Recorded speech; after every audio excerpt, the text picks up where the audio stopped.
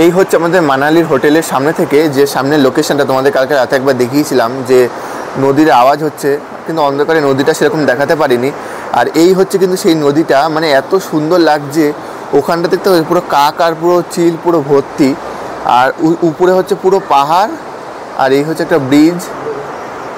মানে এত সুন্দর লোকেশনটা কিন্তু জাস্ট দারুণ লাগছে। আর এদিকে মোটামুটি আমরা সবাই রেডি।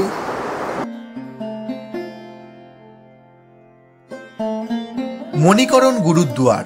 মণিকরণ হিমাচল প্রদেশের কুলু জেলার ভুন্টারের উত্তর পূর্বে পার্বতী নদীর তীরে পার্বতী উপত্যকায় 1760 মিটার উচ্চতায় অবস্থিত।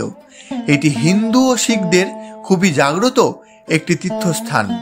এখানে একদিকে রয়েছে শিব মন্দির, আবার অন্যদিকে গুরুদ্বার। এই স্থানটি তার প্রাকৃতিক সৌন্দর্য এবং উষ্ণ প্রস্রবণের জন্য বিখ্যাত, কারণ একই নদী দিয়ে বয়ে চলেছে একদিকে বরফের মতন ঠান্ডা জল, আবার অন্যদিকে ধোঁয়া ওঠা ফুটন্ত গরম জল। তো চলো আজকে আমি তোমাদের সকলকে নিয়ে যাব এই মণিকরণের গুরুদ্বারে।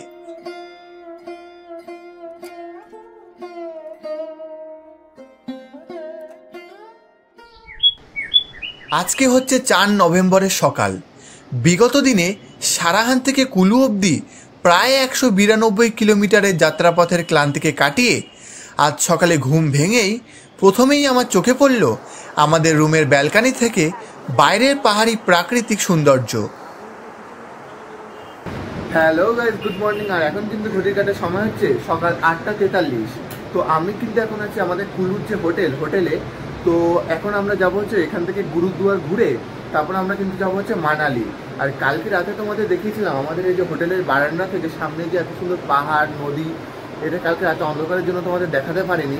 তো এখন চলো দিনের বেলা একবার দেখিয়ে দিই। এই হচ্ছে আমাদের যে কুলুর হোটেলের সামনে থেকে একটা সুন্দর ব্রিজ, আর উপরটা কিন্তু পুরো পাহাড়, চারিদিকটা পাহাড়। আর এখানে কালকে রাতে তোমরা শুনতে পাচ্ছিলে একটা নদীর জলের আওয়াজ, তোমাদের বলেছিলাম যে এখন অন্ধকারে দেখা যাচ্ছে না, আমি তোমাদের দিনের বেলা একবার দেখাবো। আর এই হচ্ছে সেই নদীটা, দারুণ ভিউ এখান থেকে। তো দেখো তোমরা কি অসাধারণ লাগছে, সকালবেলা ঘুম থেকে উঠে এরকম একটা দৃশ্য দেখলাম। ও অসাধারণ।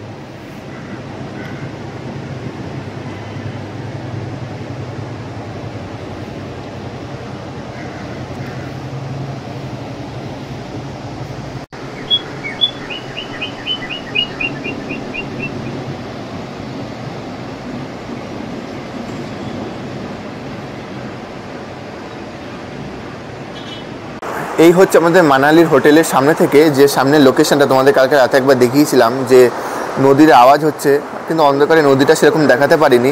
আর এই হচ্ছে কিন্তু সেই নদীটা, মানে এত সুন্দর লাগছে ওখানটা দেখতে পুরো কাক আর পুরো চিল পুরো ভর্তি। আর উপরে হচ্ছে পুরো পাহাড়, আর এই হচ্ছে একটা ব্রিজ। মানে এত সুন্দর লোকেশনটা কিন্তু জাস্ট দারুণ লাগছে। আর এদিকে মোটামুটি আমরা সবাই রেডি। এখানে মাও মোটামুটি রেডি। কি মা, রেডি তো?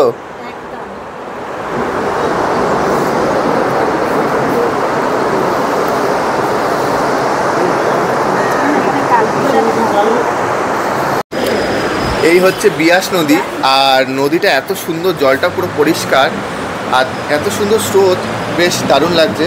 আর এই নদীতেই কিন্তু কদিন আগে একটা বন্যা টাইপের হয়েছিল। কি হয়েছিল আপনাদের জানো? ওই মান্ডিতে যে দেখলাম আমরা, যে বাড়িটা ভেঙে পড়েছিল, ওই মেঘ ফেটে যে বৃষ্টি এবং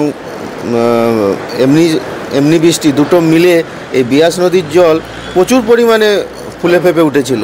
তার জন্য প্রচুর বাড়ি ঘর ভাঙা পড়েছিল। এবং আমরা দেখলামও আসার সময় যে মান্ডিতে যে বাড়িটা ভেঙে পড়ে আছে, পাহাড়ের ওপর থেকে যে জল পড়ার ফলে এবার নদীর জল প্রচুর পরিমাণে ওপরে উঠে গেছিলো। কিন্তু এই নদীর জল এত উঁচুতে থাকে না যেরকম দেখছি, এবং এর থেকেই একটু কমই থাকে। তো এখন কিন্তু আমরা বেরিয়ে যাচ্ছি এখান থেকে গুরুদ্বার ঘুরতে, যেখানে ঠান্ডা জল আর গরম জল দুটো কিন্তু একই নদীর মধ্যে দিয়ে বইছে। তো সেটাও কিন্তু তোমাদের দেখাবো। আর গুরুদ্বার ঘুরে আমরা ডাইরেক্ট যাবো হচ্ছে মানালিতে মোটামুটি আমরা 4 দিন মতন থাকবো। এই হচ্ছে কুলুতে আমাদের হোটেল নিউ সিলভার ফেস। কালকে কিন্তু রাতে আমরা এখানে এসে উঠেছি। এই হচ্ছে আমাদের আজকের কুলুর হোটেল।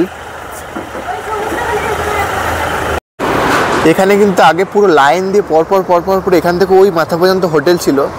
এই যে ধসটা তোমাকে একটু আগে দেখালাম বা বললাম, ওই মানে বন্যা হওয়ার পর এখানে যে কটা হোটেল ছিল সবই কিন্তু মোটামুটি ভেঙে মাটির সাথে মিশিয়ে গেছে। আর এখানে প্রায় বাড়ি মোটামুটি ভাঙা। আর এখানে হোটেলের তো কোনো অস্তিত্বই নেই, এখন মোটামুটি একটু ঠিকঠাক করা হচ্ছে।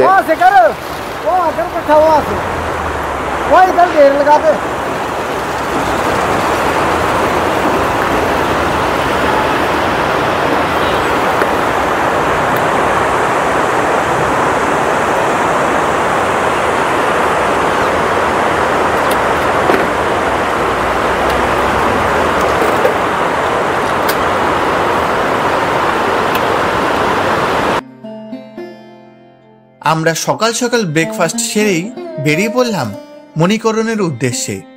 কুলু থেকে মণিকরণের দূরত্ব 47 কিলোমিটার, আর যেতে সময় লাগে প্রায় 1 ঘন্টা মতো।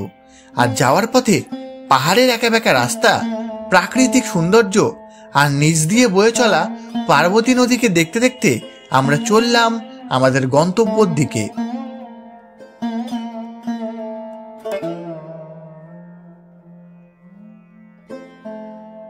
মণিকরণের কিংবদন্তি বলে যে চারিপাশে হাঁটার সময় ভগবান শিব ও দেবী পার্বতী একবার একটা পাহাড়ে ঘেরা সবুজ জায়গার সন্ধান পেয়েছিলেন।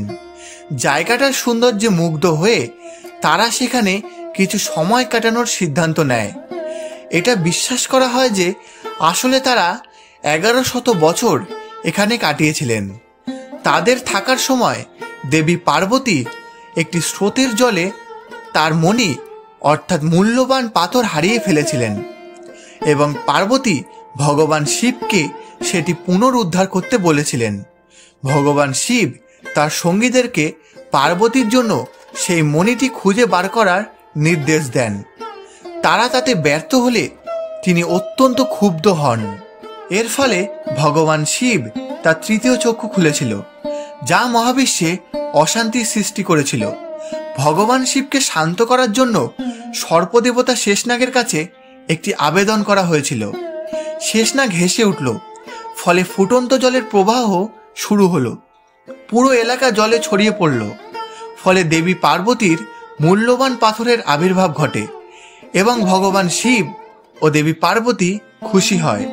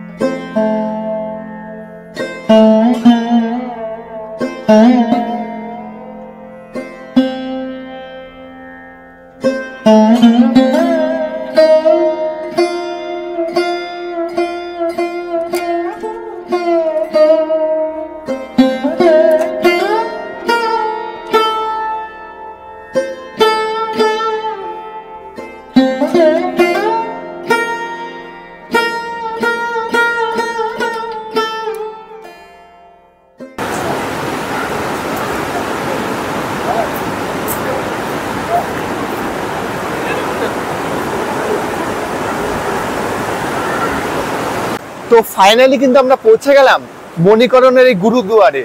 আর এই গুরুদুয়ার কিন্তু আরেকটা রয়েছে পাঞ্জাবের স্বর্ণ মন্দিরে। আর এইদিকে কিন্তু রয়েছে, এই পাশটা হচ্ছে ঠান্ডা জল আর এই দিকটা হচ্ছে পুরো গরম জল।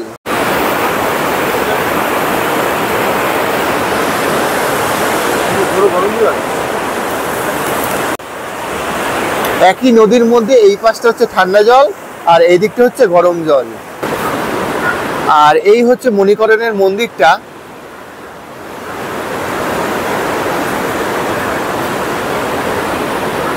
তোমরা দেখতেই পাচ্ছ, এই হচ্ছে এখানকার মণিকরণের মন্দিরটা। এইদিকেও কিন্তু একটা রয়েছে, বেশ খুব সুন্দর জায়গা। আর এই যে জায়গাটা, এখানে কিন্তু প্রায় দেখছি অনেক লোকই স্নান করছে আর জলের স্রোত কিন্তু বেশ ভালোই রয়েছে।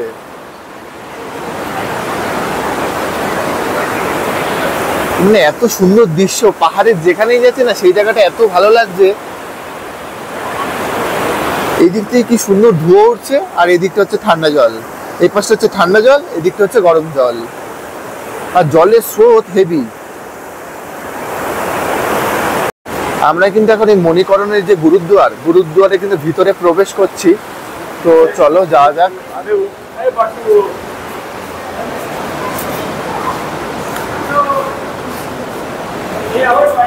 এখানে দেখতে পাচ্ছি এখানে কিন্তু গরম জল, আর এখানে অনেক লোকই স্নান করছে। জলটা কিন্তু বেশ গরম, তোমরা দেখতেই পাচ্ছ ধোঁয়া উঠছে।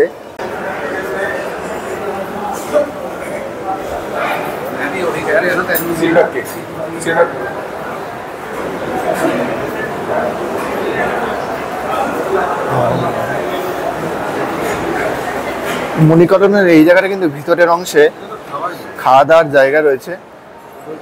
এখানে মোটামুটি সবাই খেতে বসছে, তোমরাও চাইলে এখানে এসে খেতেই পারো। আর এই হচ্ছে মণিকরণের মেন গুরুদেব। এখানে মোটামুটি সবাই খাওয়া দাওয়া শুরু করে দিয়েছে।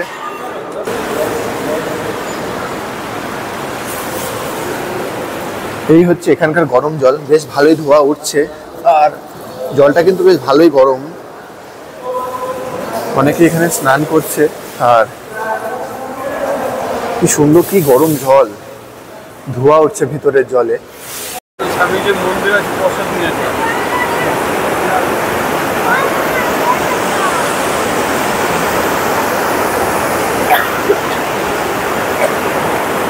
কি সুন্দর এখানে ধোয়া উঠছে চারিদিকে, পুরো গরম জলের ধোয়া।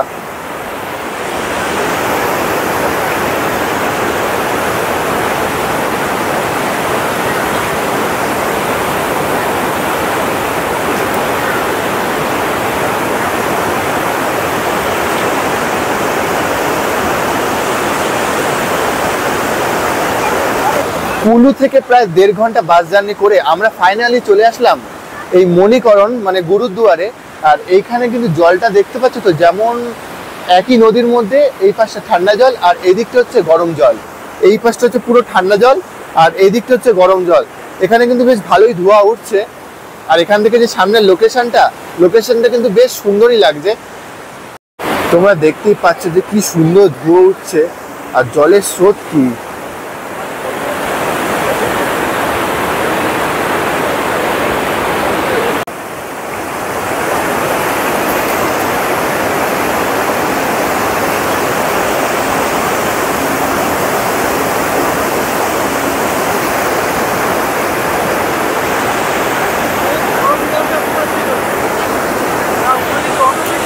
আর এই গরম জল কিন্তু শুধু এক জায়গায় নয়, এই দিকটাতেও তোমাদের যেমন দেখালাম সেম টু সেম এই দিকেও একইভাবে কিন্তু এইভাবে ধোয়া উঠছে, আর জলের প্রচুর স্রোত এখানকার।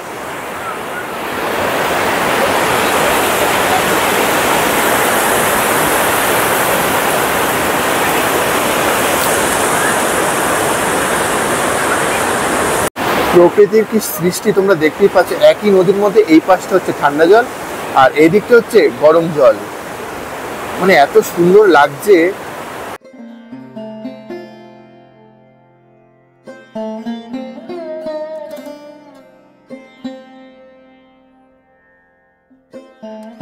আজকের পর্ব এই পর্যন্ত। দেখা হচ্ছে আগামী পর্বে আবারও একটা নতুন ভ্রমণের গল্প নিয়ে।